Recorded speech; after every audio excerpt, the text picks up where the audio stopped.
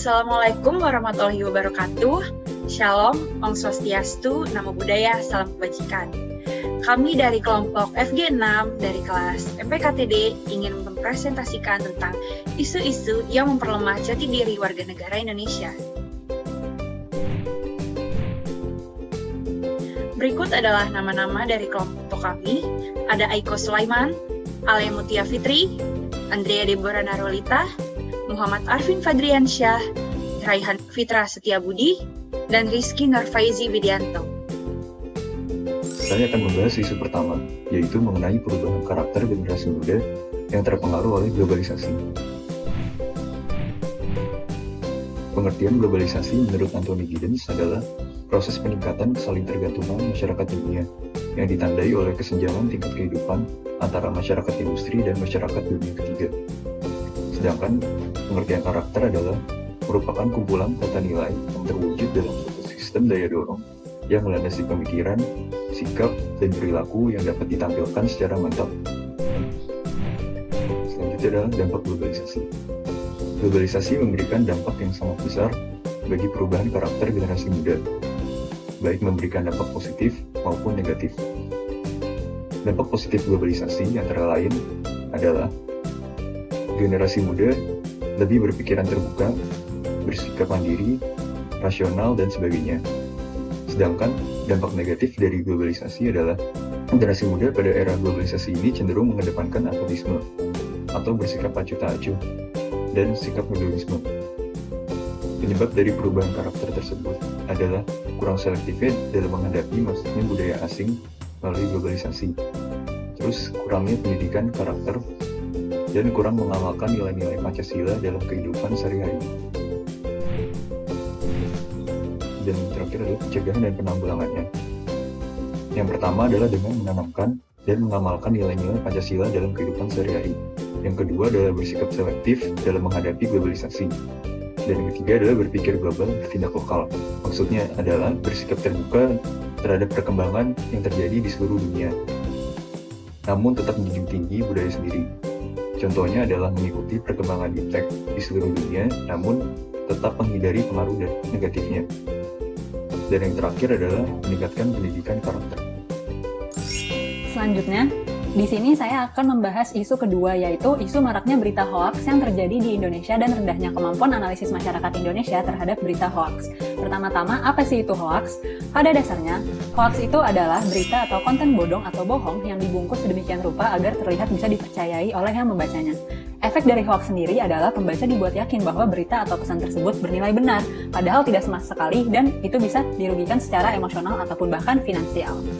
Nah, dari definisinya, hoaks itu terbagi menjadi beberapa jenis. Di sini saya akan menyebutkan 7 jenis dari hoaks yang pada umumnya kita temui, yaitu yang pertama, ada satir atau parodi, di mana satir atau parodi sendiri ini sebenarnya tidak ada niat untuk merugikan, tetapi berpotensi untuk mengelabui atau membohongi pembaca. Lalu yang kedua, ada konten yang menyesatkan, di mana adalah penggunaan informasi yang sesat untuk membingkai sebuah isu atau individu. Lalu yang ketiga, ada konten tiruan, di mana konten tiruan ini, jika konten dari hoaks ini merupakan curian dari sumber lain. Lalu yang ketiga adalah konten palsu, di mana konten palsu adalah konten baru yang 100% salah dan didesain untuk menipu serta merugikan. Lalu kelima ada koneksi yang salah. Koneksi yang salah itu merupakan jenis hoaks ketika judul, gambar, atau keterangan tidak mendukung konten sehingga tidak selaras. Lalu yang keenam ada konten yang salah, di mana ketika konten yang asli dipadankan dengan konteks informasi yang salah sehingga tidak sesuai. Lalu yang terakhir ada konten yang dimanipulasi. Jenis hoaks ini merupakan informasi atau gambar yang asli dimanipulasi untuk menipu para pembaca. Nah, saat mengetahui jenis-jenis hoaks ini, sebenarnya hoaks itu memberikan dampak apa sih ke lingkungan?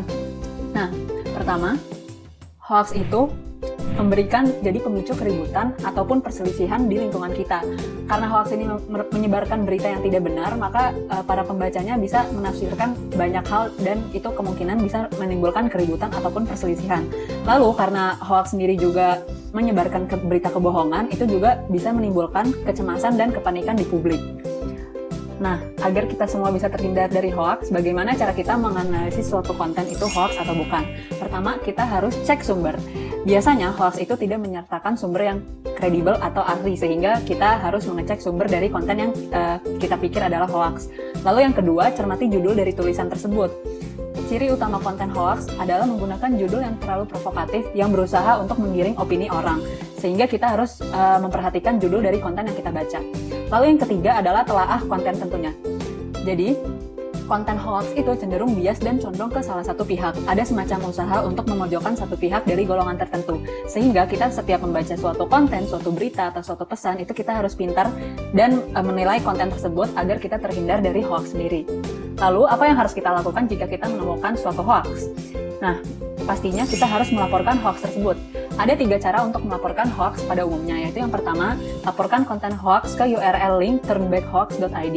Lalu yang kedua, kita bisa mengirimkan email ke Kominfo, yaitu ke aduankonten@mail.kominfo.go.id beserta bukti screen capture dari hoax tersebut. Lalu yang ketiga, jika kita menemui hoax di media sosial, kita bisa menekan tombol report dari konten tersebut dan menandakan bahwa konten ini merupakan konten hoax. Sekian dari isu kedua, terima kasih.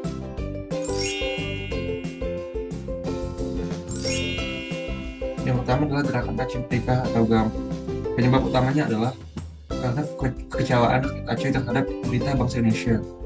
Rakyat Aceh merasa bahwa mereka memiliki peranan yang sebesar dalam membantu dana bangsa pada awal kemerdekaan. Akibat itulah timbul pemberontakan oleh rakyat Aceh. Konflik ini bermula pada tahun 1976 dan menyebabkan hampir jatuhnya sekitar 12.000 jiwa. GAM ini dipimpin oleh Hasan Ditiro yang awalnya menetap di Swedia dan dia itu berkewarganegaraan Swedia sebelum akhirnya pulang ke Aceh dan mendapat kewarganegaraan Indonesia. Nah, kemudian ada yang kedua itu pemberontakan Darul Islam atau Tentara Islam Indonesia DITII. Penyebab awalnya adalah utamanya adalah pendidikan negara Islam yang menolak perjanjian Renville. Awalnya pemberontakan terjadi di Jawa Barat, kemudian diikuti dengan daerah lain, namun dengan latar belakang seperti. Di sini saya akan menjelaskan isu yang keempat, yaitu tindakan curang mahasiswa UI dalam ujian yang sampai sekarang mungkin masih terjadi. Yang pertama kita mulai dari definisi dari kecurangan akademik terlebih dahulu. Kecurangan akademik sendiri berawal dari istilah dishonesty yang artinya kecurangan atau ketidakjujuran, dan akademik yang artinya akademis atau teori dan pengetahuan. Secara lengkap, kecurangan akademik dapat diartikan sebagai semua tindakan curang atau tidak jujur dalam kaitannya dengan upaya meningkatkan prestasi akademik mahasiswa.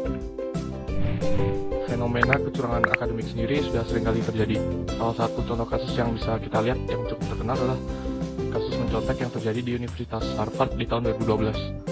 Untuk di Universitas Indonesia sendiri, diperoleh data dari hasil penelitian oleh UNISA di tahun 2012 yang meneliti tentang perilaku menyontek mahasiswa di Universitas Indonesia. Dari hasil penelitian menunjukkan bahwa 53% dari responden penelitian memiliki kecenderungan yang tinggi untuk menyontek. Lalu, terdapat penelitian lain yang dilakukan oleh Las Mahadi terhadap sekelompok mahasiswa Fakultas Psikologi angkatan 1991 yang menunjukkan bahwa sekitar 80,82% dari subjek penelitian dilaporkan pernah menyontek. Untuk data yang terbaru, saya belum menemukan adanya penelitian mengenai hal ini, namun dari penuturan beberapa dosen dan beberapa mahasiswa senior, terdapat beberapa mahasiswa yang terindikasi melakukan tindakan kecurangan ketika UTS maupun UAS, dan beberapa mahasiswa tersebut sudah diproses. Lalu selanjutnya adalah faktor penyebab dari kecurangan ketika ujian.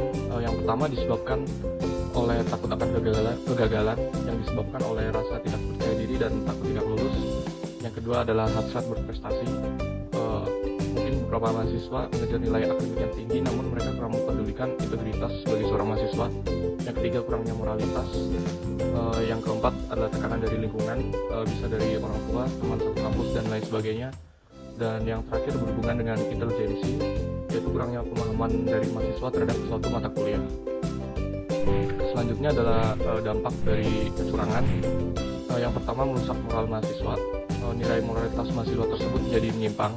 Lalu yang kedua, menghambat kemajuan akademis karena nilai sendiri merupakan suatu evaluasi terhadap kemampuan mahasiswa. Lalu yang terakhir adalah memperumit sistem pengawasan ujian oleh dosen penyelenggara dan pengawas ujian. Untuk penanganan dan pencegahannya, yang pertama adalah penanaman nilai-nilai kejujuran kepada mahasiswa. Yang kedua, penggunaan fakta integritas yang bisa disamakan seperti sumpah mahasiswa. Yang terakhir adalah sanksi berat terhadap mahasiswa yang terbukti menyontek. Selanjutnya, pada bagian kedua, saya akan menjelaskan tentang jati diriku sebagai warga Indonesia yang setia kepada Pancasila. Pada bagian ini, isu yang kami angkat adalah mengenai kurangnya rasa toleransi dan pengamalan nilai-nilai Pancasila di era modern yang menyebabkan timbulnya konflik sosial. Berikut merupakan beberapa berita mengenai konflik akibat intoleransi yang tersebar di internet. Intoleransi tersebut dapat terjadi dalam berbagai bidang, misalnya karena perbedaan agama, suku, ras, dan lain-lain. Sebelum lebih jauh membahas tentang isu tersebut, saya akan menjelaskan mengenai apa itu bangsa dan negara. Bangsa merupakan kelompok masyarakat yang bersamaan asal keturunan, adat, bahasa, dan sejarahnya, serta memiliki pemerintahannya sendiri. Sedangkan negara merupakan organisasi dalam suatu wilayah yang mempunyai kekuasaan tertinggi yang sah dan ditaati oleh rakyat. Indonesia merupakan negara yang beragam. Indonesia merupakan sebuah negara yang sangat luas yang terdiri dari berbagai suku bangsa. Luas Indonesia sendiri mencapai 1.910.931 km persegi dengan jumlah penduduk 237.556.363 juta. Dan dari jumlah penduduk tersebut, Indonesia memiliki 1.128 suku bangsa. Data ini didapatkan dari Sensus Penduduk Badan Pusat Statistik tahun 2010.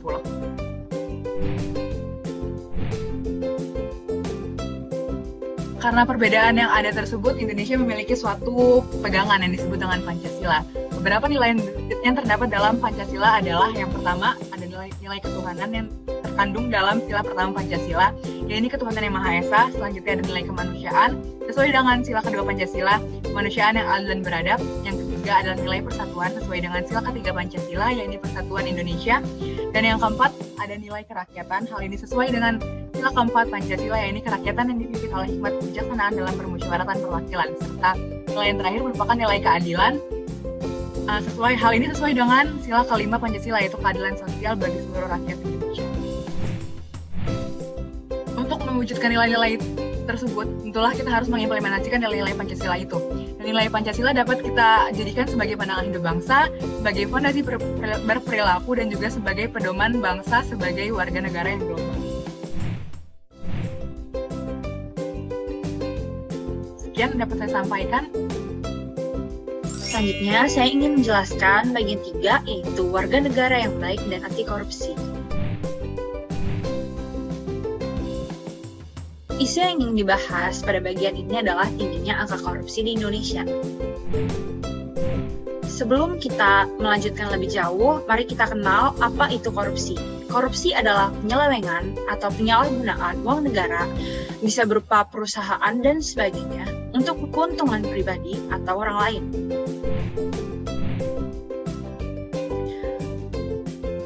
Tindak pidana korupsi memiliki beberapa bentuk, yaitu pemerasan, suap, perbuatan curang, gratifikasi, benturan kepentingan dalam keadaan, perbuatan yang merugikan negara, serta penggelapan dalam catatan.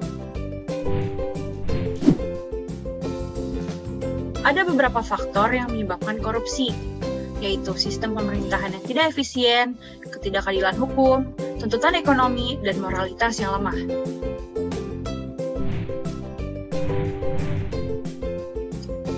Di Indonesia sendiri, berdasarkan data dari ICW pada tahun 2020, total kerugian yang dialami negara akibat tindak pidana korupsi mencapai 56,7 triliun, dengan total terdakwa kasus korupsi mencapai 1.298. Hal tersebut tentunya memberikan dampak yang besar kepada beberapa masyarakat, beberapa individu, organisasi, atau pemerintahan. Oleh karena itu, kita memerlukan beberapa strategi dan rencana untuk memberantas korupsi. Terdapat 3 cara, diantaranya yaitu represif, dengan cara membawa koruptor ke pengadilan, perbaikan sistem dengan cara membuat sistem yang berlaku minim tindak korupsi, serta dengan pemberian edukasi, dengan menyadarkan masyarakat, dengan memberikan edukasi mengenai dampak dari korupsi. Sekian yang dapat kelompok kami sampaikan, lebih kurangnya kami mohon maaf. Terima kasih.